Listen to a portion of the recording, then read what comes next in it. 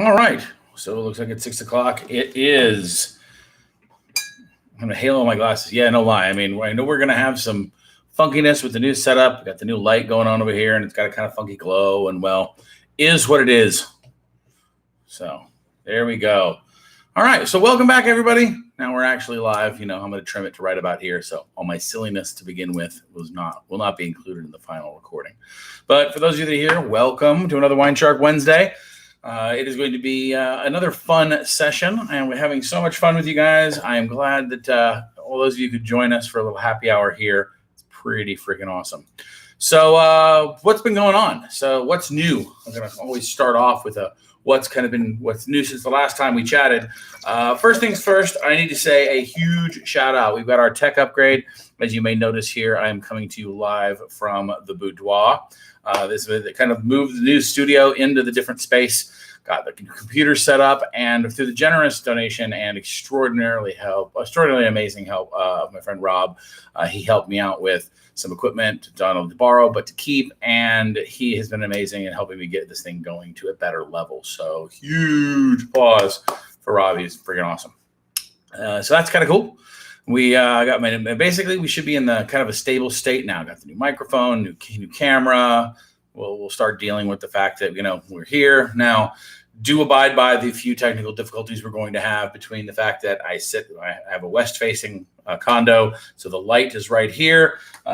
We've also got a street down below. The microphone certainly can pick up the noises that are coming around. And of course, I live with my two fantastic dogs, who you may see pop up behind me from time to time. So Laszlo and Tuco both say hi. They're actually on the floor behind me right now, but they will pop up from over here, which is pretty amusing. Anyway, so that's kind of the state of the union. I want to talk to you a little bit about growth goals and stuff for YouTube specifically. So, we're trying to grow the channel, get it to go bigger, and share it to all of our friends. So I want to talk about what some stretch goals were with you guys that you guys would like to see from the channel. I've already had one request, or two requests at least, for Flynn Markley to make an appearance and do a show as if it were the festival. So I think that for the 500 subscriber episode, when we hit that mark, the next episode after that, we will do a live from Flynn Markley's bedchamber show. So I'm not even sure what that looks like yet, but there we go. That is something that was suggested. I want to hear from you guys about what other goals you would be excellent to have. Well, for instance, when we hit 1,000 subscribers, if I get to that, we get all of our friends up there, we start to grow. What would be a cool topic? Something fun, something serious. I don't know. What is it that you guys want to see out of either a live show, could be a pre-recorded show, and let me know what you guys are interested in seeing when it comes to something interesting and new that's not on the normal rotation. Because I'm going to talk about wine topics, of course. I'm going to be talking about wine and food and some of the usual things. So Jennifer Roth thinks we can't have Flynn without Seamus. Okay, so we need to have a Seamus visit. That's not a bad idea, but we'll see about that. Beer and wine. Well, like I said, beer and wine from Seamus. We'll have to see about doing a Zoom meeting together, maybe a recording like that. WineShark in the kitchen. An interesting one, Mr. Jason. There will be the Wines Plus series that I'm starting are wine and food. So depending on how it is, maybe what I can do is I can move the rig and the setup. We can record in the kitchen and we can do some cooking in there. Maybe that's totally a possible duo. But yeah, so one of the things that you all also see, though, just to let you know, will be we're doing wine and cheese together on the 15th of this month. And that's the first of many wine and cheese shows, because that's a very deep topic. But we will also be thinking about doing some where we send out a recipe and you guys can cook the recipe, and we'll try like 2 different wines with it. So you'll have a recipe and 2 wines on your list for your ticket. And you guys can prepare that all together. It's a great couples night. It'll be something that we can all share. So we won't be cooking it live, but you will be enjoying it together come showtime, would be the idea. But I could see about doing maybe a live filming from the kitchen. That'd be interesting. One week you only drink wrapper endorsed wines.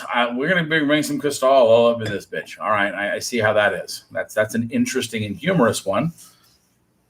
Or substitute wrapper with worthless celebrity. Well, worthless or worthful. It's still a celebrity endorsement. I don't care if I'm drinking Aviation Gin. I mean, and Ryan Reynolds comes and visits. I'll see what I can do. And we're not talking about Jake and Logan Paul, because that's absolutely out of the bounds of this channel for all purposes ever of all time. And that's just, it's going to be a thing.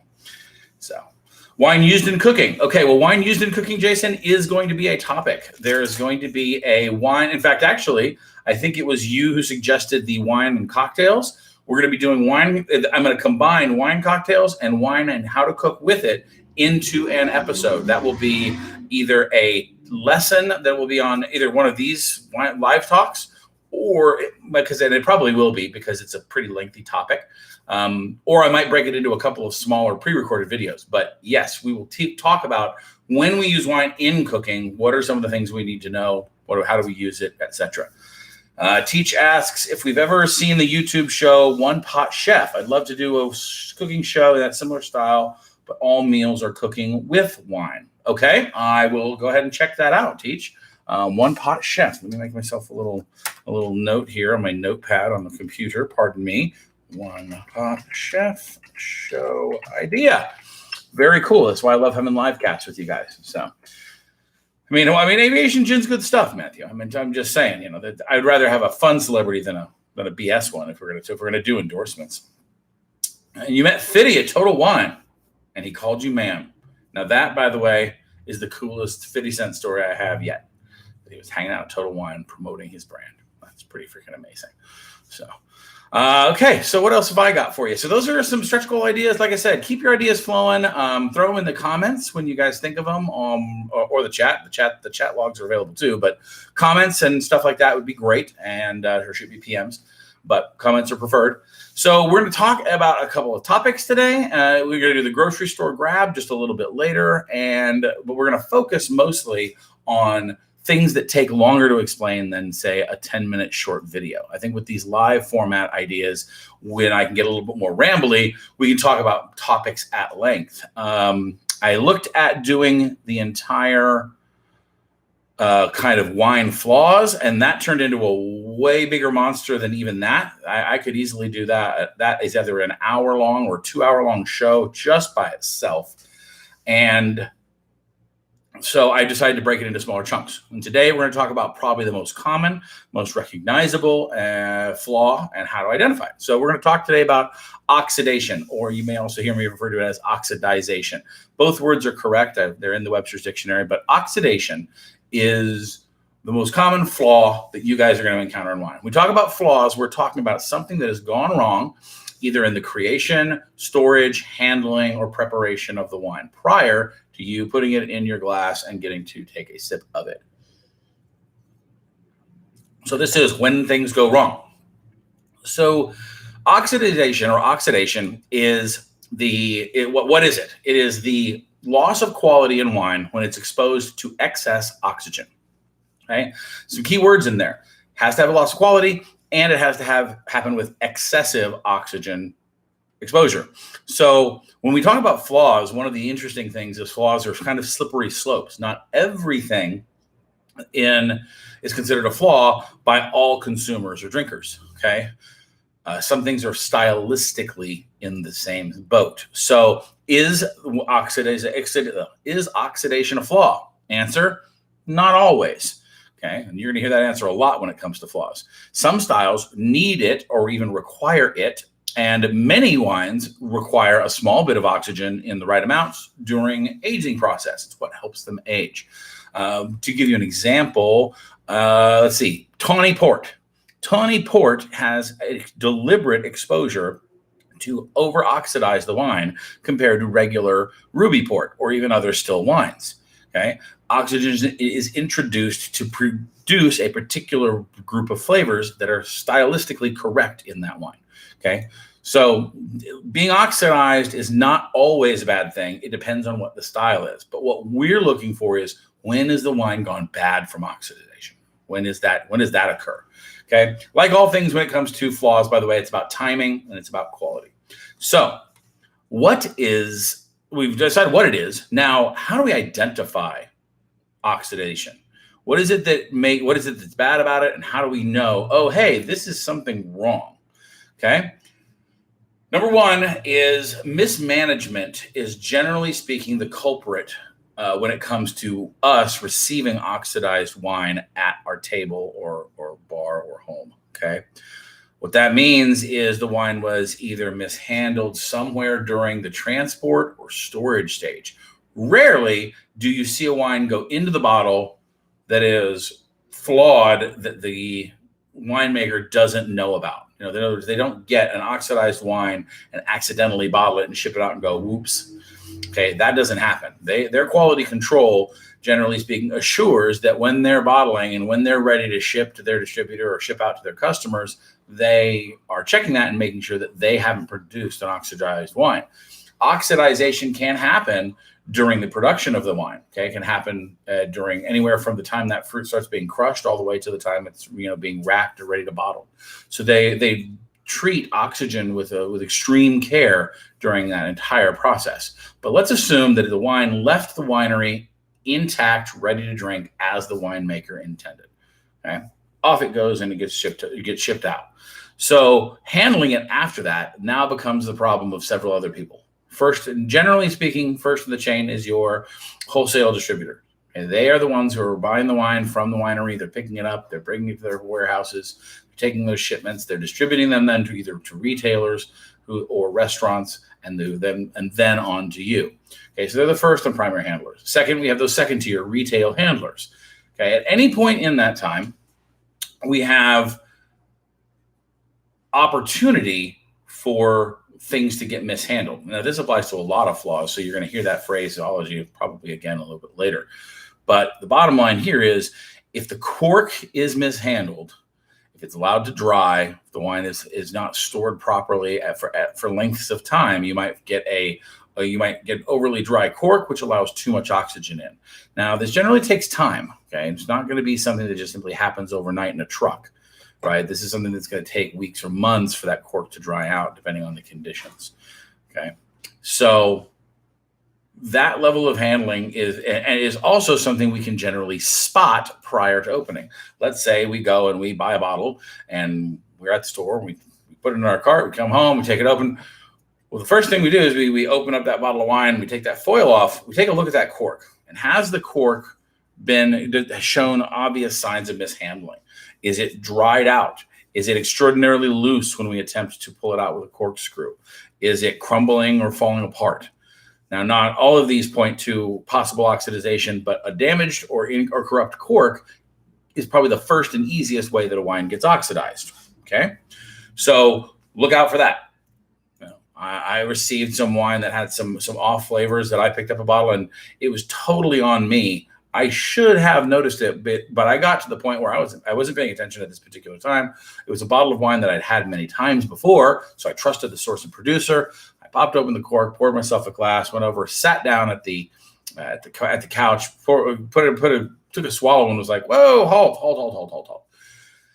Went back and looked, and all down the sides of the foil, I could see that wine had at some point in time erupted out of the cork and dribbled down the bottle.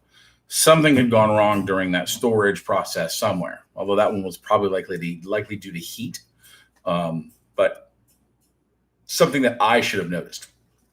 Anyway, so that's one of those first things. Look for cork corruption. I'm going to check out chat here and catch up here. Party idea. What was the party idea? How to host a party for friends.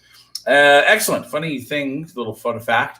One of the reasons I got into cocktails in the first place was due to my friend Dan. He bought me a book called the Esquire's Handbook for Hosts. It's a 1953 first printing edition of this book of the gentleman's magazine Esquire. And there's the menace. Needless to say, it was a 1953 men's magazine with all of that that entails, both the misogynistic and crazy old ways that we were. It had titles of its chapters like The Best Chefs Wear Pants and How to Separate a Young Lady from Her Chaperone. But what fascinated me about the book was it had over 100 or more different cocktail recipes, and 40 of them were bourbon, which was my drink of choice to begin with. And so that's kind of where I took my deep dive into the cocktail world, was because of the handbook for hosts. But I'd be glad to put together WineShark's rules for, hey, if we're going to consider wine, how do we do that? I have helped friends in the past, by the way, to build wine lists for their weddings or big events. I can tell you about the process that I use to kind of how you can mentally go through that. Again, that knowledge is more about arithmetic and less about a little bit about selection. It's not about specific wines, it's about styles of wines, but that's something that I think most basic to intermediate wine lovers can figure out pretty quickly. So I will see about putting together something like that. Wine cocktails like sangria. Sangria is not a cocktail, but that's on the cocktail list. And yes, you will see that in the wine and cooking with wine cocktails and cooking with wine. Sangria will be one of those examples. We'll talk about basically how not to over purchase for stuff that you're going to put in other crap in anyway. So, all right, an Occidental wine tourist. Now, Rob, we're not getting into, the entire thing about Chinese wine, but if I had more access to them, boy, wouldn't I. So we tend to have bad wine from Total Wine on occasion, maybe 1 to 3 times a year. They're always super great about, yes. So when you get what to do when you get a corrupt bottle of wine. My wine that I purchased was from Total Wine. And again, this has nothing to do with the retailer per se. Remember, there's a lot of hands on that wine between the time that it got to them and it got to you. And they move so much wine, it's sometimes difficult for them to tell. That's why they have such generous policies. If I find that this wine has gone bad, I put the cork right back in it. I take it back there. If you have a receipt, bring it with you. Generally speaking, they're not gonna worry about it. One cool thing, by the way, but also about Total Wine, if you're a member and you sign up on their webpage, if you're a signed-in member, you can actually see your entire purchase history. How cool is that? So you can look back and know, hey, look, I bought that bottle of wine 2 weeks ago. So kind of neat. And lower-end mass-produced wines. Well, see, this was a mid to high-end mass-produced wine. It's got nothing to do with the price point that causes corrupt wines. Handling those wines is the key. So talking to winemakers in South Africa, I've been told several times that by the way, there's Rob, who we already gave a huge shout out to. Hooray, Rob. In talking to winemakers, that you've been told several times that they resist shipping to the American Southwest because of heat damage. Absolutely. Getting wine during the summer is a challenge. You've got to have reefer trucks, not Total Wine, but Siegel's. Once upon a time, I heard a story from one of their guys where they had I want to say it was a multi-$100,000 shipment of wine that they had to go to their insurance company for because a truck crapped out in the middle of Arkansas in August, and when the truck it didn't matter that they were there in 4 hours to fix the truck. The wine was dead.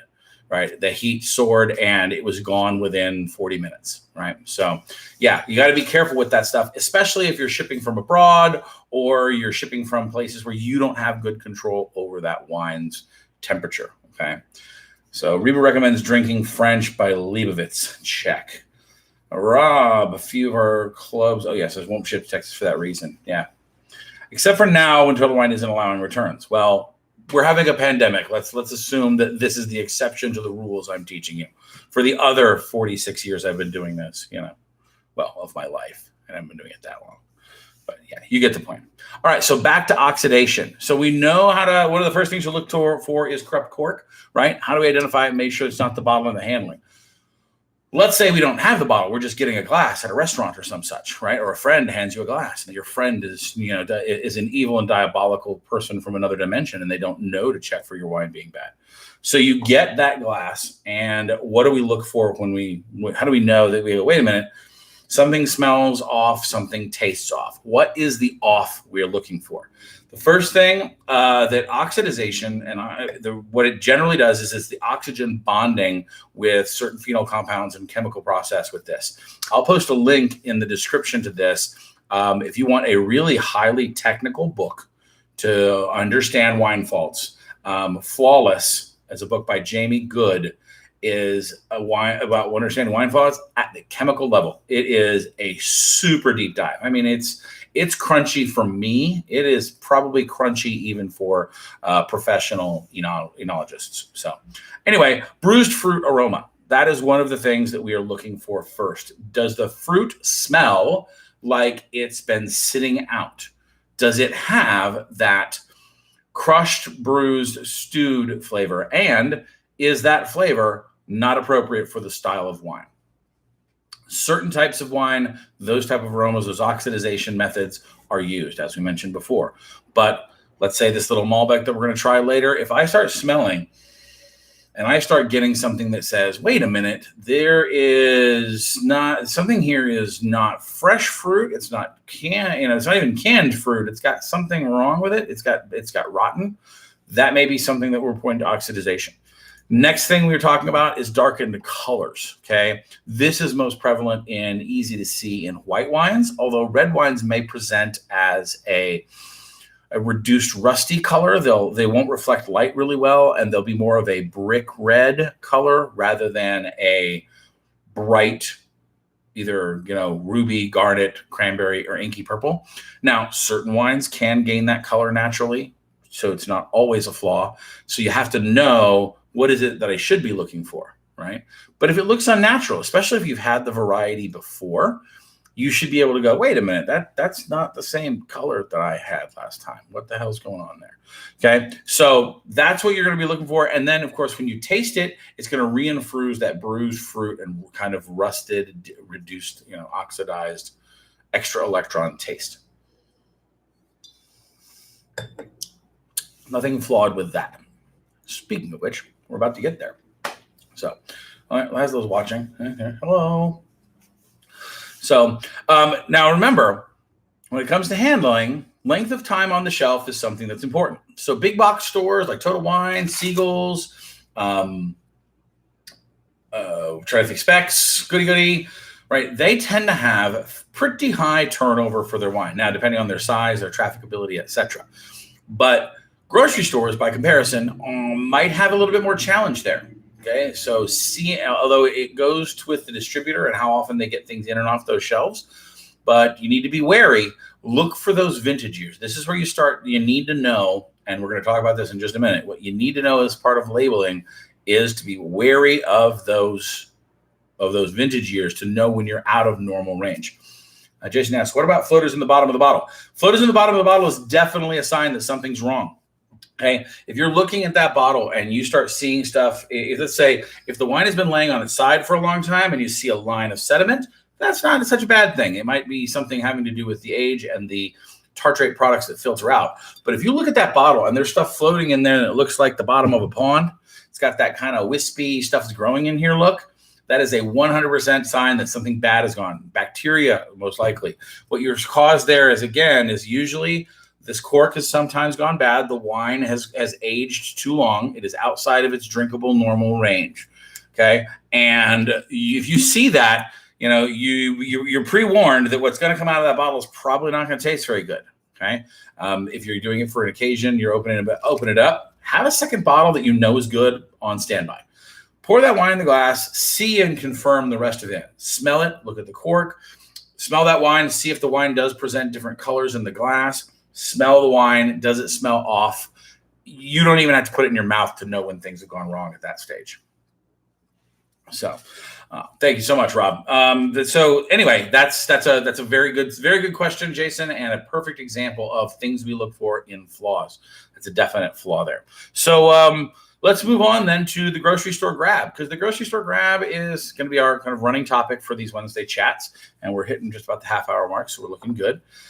So the premise for those that haven't seen this yet is to get the best value per dollar for wines that are found at non-big box retailers. This is for shopping when you don't have the opportunity to hit a big box store, or if you don't have one available to you, or for convenience, you usually buy wine at the grocery store.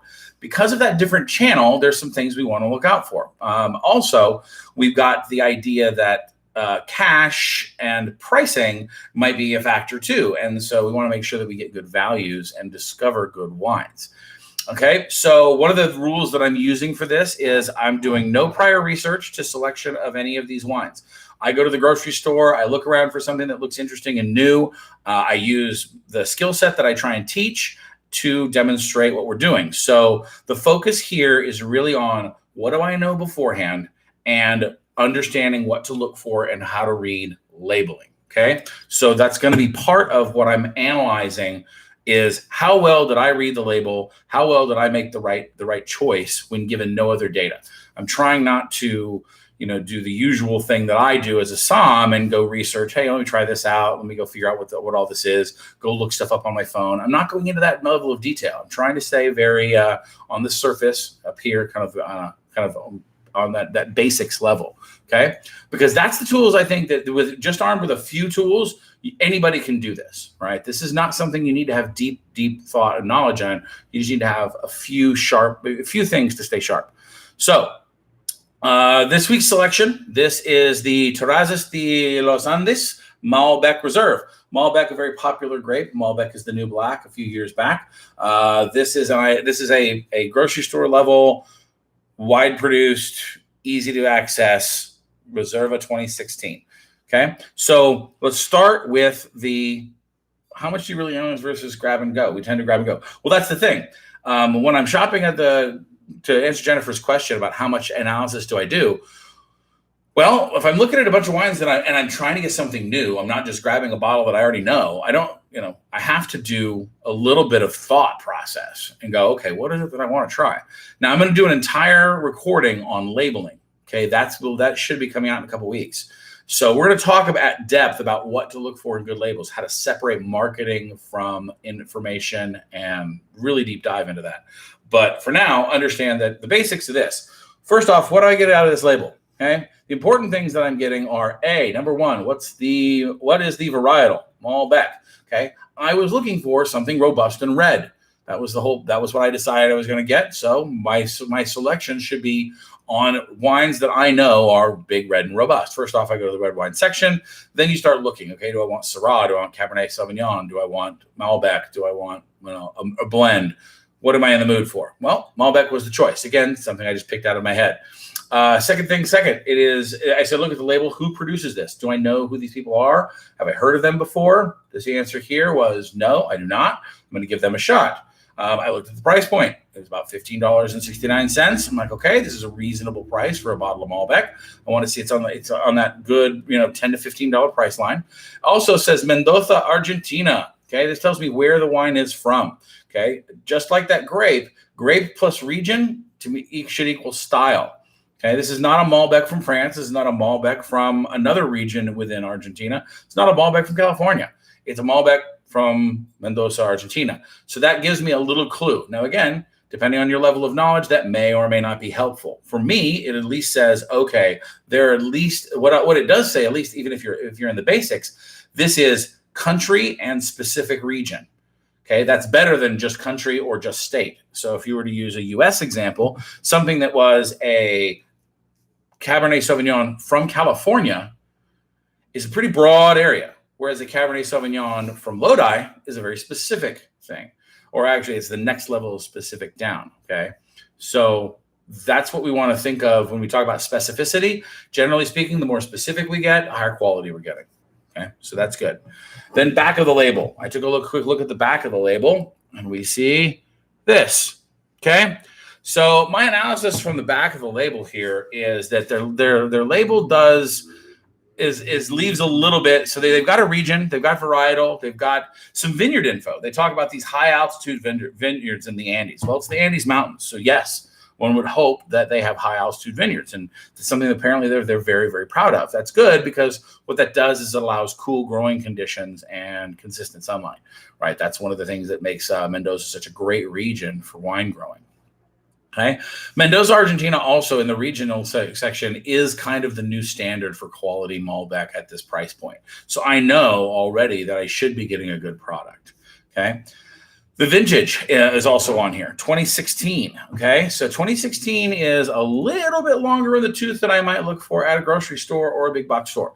Generally speaking, white wines you want to see within 2 to 3 years, red wines 3 to 5, okay? So 2016 is going on 4 years ago now as far as production is concerned, although 2016 in the fall would be their release. Okay, remember the Southern Hemisphere, so they're reversed from us. Their releases come out in the fall instead of the spring. But still, 4 years, that's not bad. But it is a Reserva, so maybe they held on to it before they released it. That's a possibility. So that's neither a good nor a bad. That's an appropriate range I'm looking for. If this was 2013, I know that this wine's probably been hanging around too long.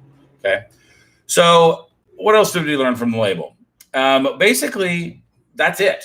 They have a big experience claim on the back. They talk about their 50 years of winemaking, the values of their winemaking. What they don't talk about on this wine label that I'll give them criticism for is they don't tell me about what the hell I want to taste. They assume that I know Mendoza Malbec, but they don't tell me that the taste profiles that I should be seeing. Okay, so Malbec normally presents with dark fruit flavors. It's got this kind of it's got this spicy character, black pepper, sometimes tobacco leaf. You'll get these juicy currant type flavors, but none of that was mentioned on the label. So if I was looking for a better example of this, I might gravitate towards something that tells me what I should be tasting in the bottle. Okay, so that was kind of one of its minuses. We get some questions here before I go into the tasting proper. The line down the bottle, does the spinning of the bottle reintroduce you to the wine or just make me feel better? The answer is both. I'm sure that it's therapeutic, Rob, for you to do that. But if you're trying to age the wine, don't do that. If the wine's supposed to be laying down for a while, let that sediment sit there. Those tartrates are they're not flavor compounds anymore. They've already bonded with other chemicals to fall out of solution. So just leave them in there. In fact, if you've taken a bottle and you've been laying it down for a number of years and it's sitting like that, and it's got that line down the bottle where the sediment is, and you're getting ready to serve it, what you do is plan on serving it ahead, because don't do this on an impulse, but take that bottle, set it up on its bottom, set it up so that it's sitting up correctly, and leave it for 3 or 4 days.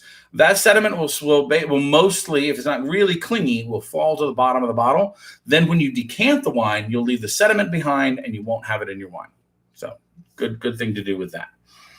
Yeah, and again, it depends on how the wine is made. Okay, certain types of wine or wineries from certain wineries will do it because of the way that they're made, how they use their fining process, et cetera, et cetera. It's not specific to a grape type. It's more specific to the wineries themselves. Okay. And let's see. I bet it's good with pasta.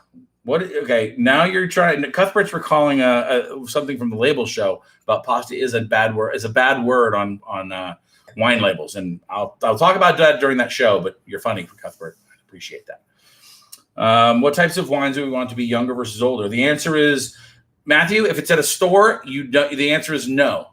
Okay, none of them should be older. If they're going to be older, they should already be in your hands. When you buy at a store, I want your whites, rosés, 2 to 3 years tops. Reds 3 to 5 years tops, unless they're specifically storing it for aging purposes and they've got an actual wine cellar. It should not be sitting on store shelves for that long. That wine's going to be dead before you ever get it open. Okay, so to age your own wine. In fact, tomorrow the video on long and short-term storage for wine comes out. Go watch that. 6 minutes long. It'll give you the basics. But the bottom line is, if you're buying it, you're not there to buy already old wine. If you're doing that, you're working at a different level in class. Okay, you're talking about wine. Because remember, keeping a product on shelves costs money. We don't, no store wants to have products sitting on their shelves and not getting income. Okay, so that's not something you want to see. Hey, there's Lisa. She found us. Hooray. So great to see Ms. Messiah. But so you had some cabs are better at 5 or 6 from your own taste. Yeah, okay. Certain wines do and will get better during their aging process. Wines that are made to do that. So if you're also asking me the question, what wine should we be drinking at what age? That's a much different topic. And that's something we can definitely pick up and do an entire show on. Okay, we can talk about the broad areas. Best place to get data on that, by the way, is to get a little gritty and look at the winemaker's tasting notes. They will tell you whether the wine is good now or to be held for a certain length of time and how long it can do so. Okay. All right. So let's talk about taste. Let's taste this little bugger, this little Mendoza here. Okay. First things first, looking at color here. I'm going to take it down here a notch and use my little white background. Color's on point with nice dark garnet, right? Really solid in that range. It's got pretty good extraction and pretty dense, but I can't see through it. Okay. Oh, on the nose. Wow, there's a funky tertiary flavor of, I want to say tar or a chemical note to it. It's kind of masking the first front of fruit that comes through. It's the fruit is on the darker side. There's a little bit of, I want to say stewed plum or maybe some concentrated pomegranate, but the nose is a very terroir mix here. I would say that those chemical and mineral flavors that are kind of dominating are surprising. Yeah, not bad though. Okay, give it another. I think the more you dig,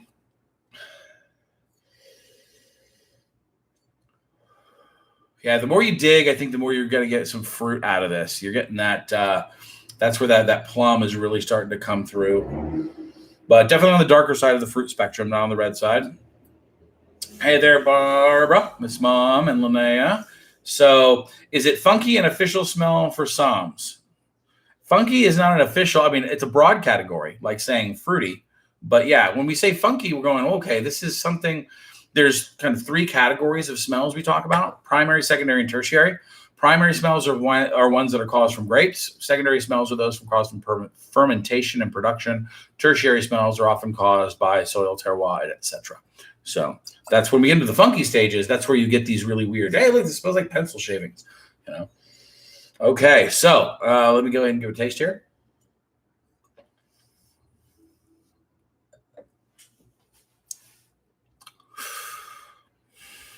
Okay, definitely one of those South American things. I think I find this more and more often. On the mouth, once we get that line in there, so swirling around, breathe in, out through your nose. Now, that funky, that asphalt, that tar thing going on, it goes away. Now I'm getting that presentation of fruits. Now I'm getting these nice dark cherry pits, black cherry, definitely still more of that plum, right? And it's that flesh right near the rind. I mean, sorry, the rind, not right near the pit, right? Strong, dark sensation flavors. The tannins are grippy and pretty centralized. It's not a big mouthfeel, not a broad. I mean, it is a bold red wine, but it is not a mouth-filling red wine. Okay, so this lacks a little bit of that extractive quality, or maybe even it doesn't have that lactic acid, malolactic fermentation, where you get that creamy sensation. Instead, you get a brief little cranberry grip at the outside. Hits the back of your tongue. Tannins go right down the middle. You breathe in, out through your nose. That fruit sensation right there is delightful, right? That it's lingering aroma and its finish tend to be, I find, actually the most pleasant and interesting of its fruit flavors. And then its length of finish is short to medium. It kind of starts to go away. Some of those tannins in there are probably on the smaller side and are starting to present as bitterness. Okay, so this is for those that are not tannin tolerant, this is probably one that would smack you in the mouth a bit. In refreshing for the oxidation portion of the show, reading the book that I was listening to on tape, but listening to Flawless. Well, we talked about the chemical length of tannins, the polyphenol chains that make up what tannins are. The shorter they are, the shorter that length of molecule, the more it's perceived as bitterness because it slots into the bitterness sensors in our tongue. Okay, and so the fact that those polyphenol chains are breaking apart all the time and mixing in together, that's one of those interesting things that we are still studying in the world of aging wines up.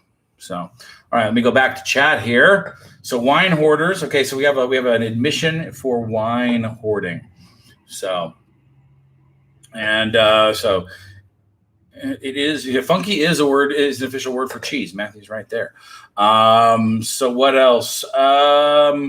How can wine taste like tar? Oh, well, it's not about tannins. The tar flavor, that tar smell, that's a question I get a lot. When we talk about aroma comparators and aroma words in wine, most people actually, when it comes from the fruit descriptors, if I say something like, this wine tastes like pomegranates, I've often been asked the question, what do you mean they've got pomegranate in it? I said, no, not quite.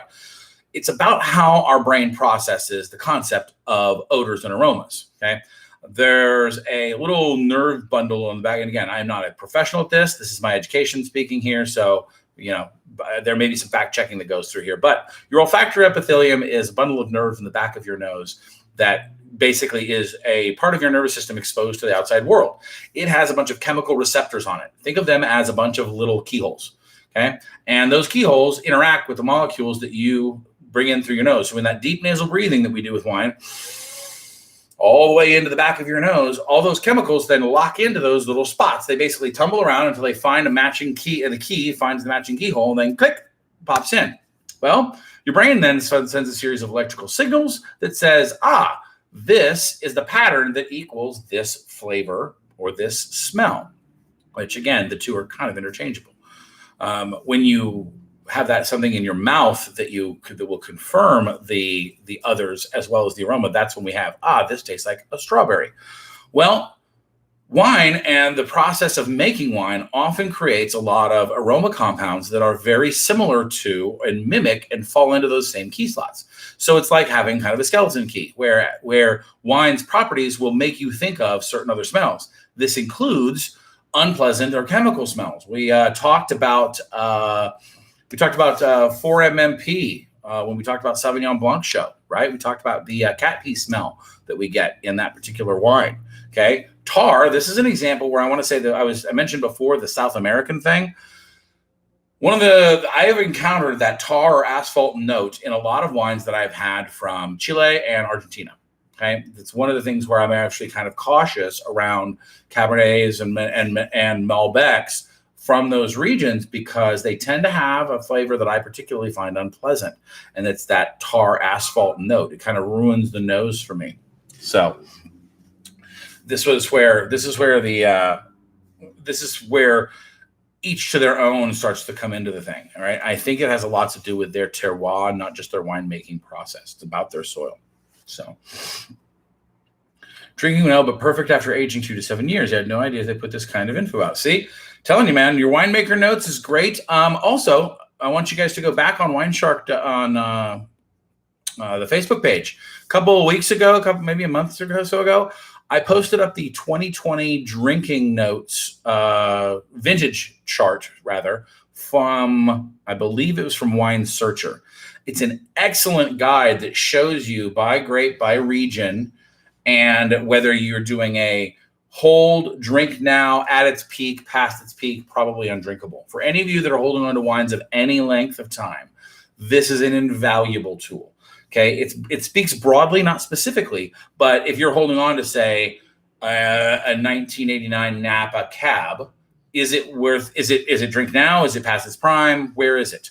Okay, now it's the more specific is to go to the winemaker themselves. The trick to finding winemakers' notes, by the way, even in more marketing forward wine websites or vineyard websites, look for the button or the link that says trade. Act like an insider, because what they're showing, mostly the tasting notes of the level that I look for are in the trade section, because they're designed for either sommeliers or they're designed for distributors. Okay, look for the tasting sheets or the tech sheets. You'll get lots of great info. All right. So Rob's drinking some Syrah from WineShark. Very nice. Do a wine show on all smells, or the smells are so different than the taste. This is a good one. Jennifer, that'd be harder, though, because that means I've got to go out and find a lot of specific wines that have that property. And it might be logistically challenging, but I'll see what I can do. I'll keep this one in the rotation, that's for sure. We can get Sauvignon Blanc in there as an easy one. Malbecs tend to go well with red meat. Well, I mean, red wine, red meat that's a broad statement. You know, that's not inaccurate at all. Totally a safe bet. I mean, that's, it's like saying smooth jazz goes well with sexual chocolate. But let's just admit that. Let's be specific here. This is that part where this is one of those wines that I would find that aroma might almost be disruptive to food. In other words, that tarry sensation, right? Not necessarily the best, right? So I think even the more that this opens up, it might be going away just a little. So this might be a candidate for decanting and letting open up for an hour. It is a 4-year-old wine, so we might be doing that. All right, and exactly that. Rob's got the point of everybody's got their own smell. It's why we always talk about drink what you like. Absolutely.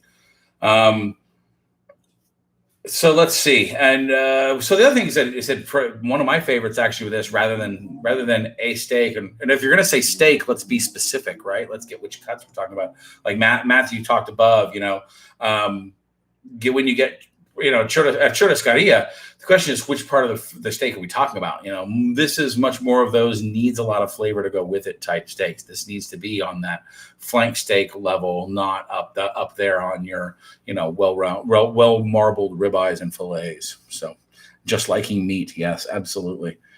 As a contrast, some Pinot Noirs are so light they don't work with red meat well. They might be, but I think that's a stylistic choice. And I mean, this is where Pinot Noir is still I honestly believe it's one of the more Swiss Army knife versions thereof, where it can go with a lot of things in a lot of different ways. So yeah, this Terrazas Los Andes. I mean, this is definitely not a bad little grocery store find. I don't know that this is one that I'm going to keep sitting at the house all the time, but I certainly can't not recommend it. I mean, if you're a Malbec fan, you're looking to, find something a little bit more complicated than your middle of the road, this is probably on that. So. Just to sum that up, is it well executed? I think yes. I think that was probably, I don't want to put it on a rating scale too heavily, but I'm probably going to have to eventually. Is it on style? Yes. This is what I would definitely call the classic Mendoza Argentina style. Is it worth the price tag? Yeah. Although I have had better at the same. This is that part where if it's going to compare to other wines at the $15 to $16 price point, it would not make the same lineup for other choices in different varietals when it comes to overall perception. So remember, sometimes we have to compare within our lines. Sometimes we have to compare across. And this is where I would say it's probably going to, in my lineup, it's not going to win versus some others. But again, that's me stylistically. You may not find the same thing. You might like that little zinger. So what other Q&As? We had other questions from the crowd there. So we're basically at the Q&A portion of the show. We've got about 10 minutes left. So I'm here to answer any questions you guys might have had over the course of your weeks, or listen to topical suggestions. We talked for those that weren't here at the top of the show, we are looking at when we hit 500 subscribers, we're going to do a wine tasting with Flynn Markley, and we're looking for suggestions for the 1,000 subscriber stretch goal. What should I do to when we get to that level? Is something fun? Is it do we want to have a guest star over? Do we want to have a guest be able to star in a Zoom meeting? I mean, what is it like? Is it funny? Is it oddball? Is it topical? You let me know. I mean, I'm interested in seeing some suggestions. If I find something that's really compelling, we will start to use it and promote it as we grow. So let's see. Lisa Mazai is drinking La Madeleine's House Rouge. Don't judge me. I mean, there's no judgy here. This is a judgment-free zone. Remember, we might laugh at you, but we're not going to judge you. So 50% off. Well, see, that was what it was. It was a bargain I couldn't refuse. If it was, it may not be $20 good, but it might be $10 good. So let's be real with each other on that note. Pat wants to know the dog breeds that we always see as Sleepy. That is a albino North American spotted menace. He is currently hard asleep because reasons, aren't you, Laszlo? So anyway, but yeah, he's behaved, so I can't complain. That's a good thing. And so far, the street has done me the favor of staying quiet. There's a construction project going on just down the block. And so regularly we have large gravel trucks moving hither and yon, which makes for interesting noise. So, and does he sleep on my pillow? He sleeps on whatever pillow he can find, Lisa. Unfortunately, he's indiscriminate as to where he leaves his white fur. He leaves it everywhere.